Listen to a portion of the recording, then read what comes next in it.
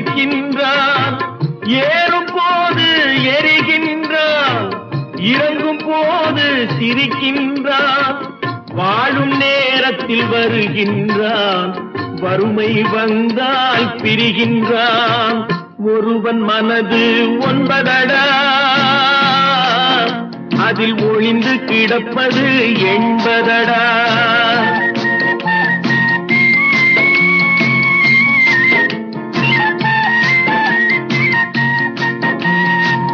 தாயின் பெருமை மறக்கின்றான், தன்னலச்சேற்றில் விழுகின்றான்.